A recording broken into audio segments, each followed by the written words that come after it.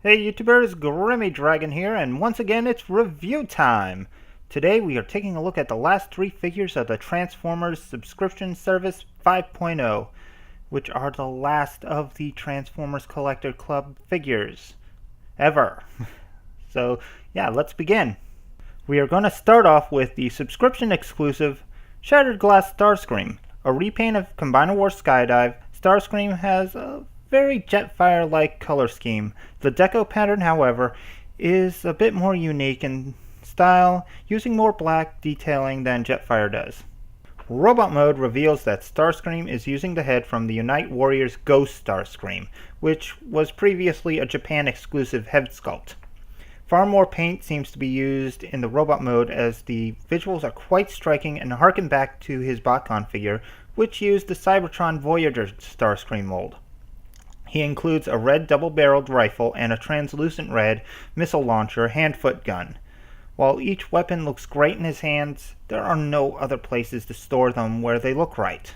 He can transform into either an arm or a leg, and is meant to be a part of the Combiner Modulus, who may as well have been named Pipe Dream, given how the Combiner is supposed to have two BotCon custom class figures on the team, from the same year no less. Still, on his own, Starscream isn't bad.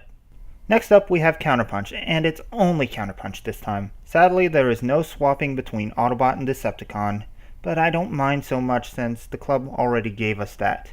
But I know a few will be bummed.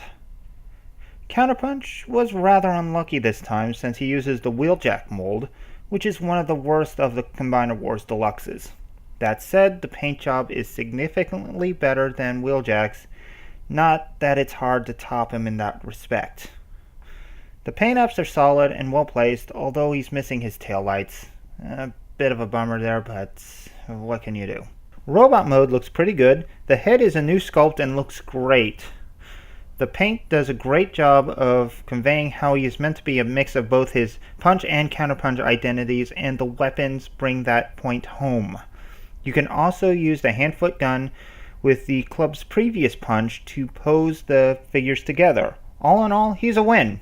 Toxitron's quite a nice one. A repaint of Motormaster, this green truck with attitude could almost pass as a Constructicon. The green and purple naturally go together, while the red windows and yellow detailing top it up nicely. I'm saddened by the unpainted windows due to the unpaintable plastic and the lack of painted rims, but for the most part, I'm happy with them. One last minor gripe with the vehicle mode is that the back panels don't quite hold well together due to the combined mode head. I'm not sure if this is due to a misassembly or the head just not being meant for the mold, but the panels can be locked in place with the waist panel for the combined mode. The robot mode is well done. The mold is a perfect choice for making someone look like a brutish bruiser, and Toxitron doesn't disappoint in that respect. His new head is awesome too. It's a very evil looking Prime head that I wish it was on Grand Scourge. But for Toxitron, it looks quite menacing. Paint is decent, though there isn't a lot, just enough to make him look good. Love the splattered effect on the Autobot badge, gives him extra character.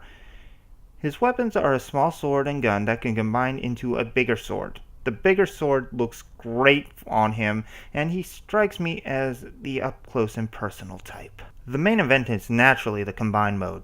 Putting Toxitron and Counterpunch together with Fractal, Impactor, and Bluestreak will form the mighty Wreckage. Wreckage is a pretty cool combiner. I dig how it uses Toxitron's short sword to emulate Impactor's spear hand, and Counterpunch's hand-foot gun makes a great shoulder cannon. As a combiner, yes, it has all the faults that Menasor would, but I still like it.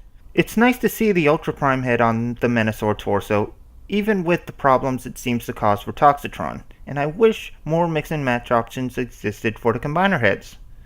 Much like Thunder Mayhem, however, the individual bots are far more interesting. In the end, I think the TFCC had a pretty strong last hurrah here. The unique and rather obscure nature of these toys were always a point of interest for me, and I was happy to have new ways to fill out my Transformers roster. They will be missed. Hope you enjoyed this video. Please leave a like, leave a comment, subscribe, let me know what you think, and I will see you next time. So until then, goodbye out there. Whatever you are.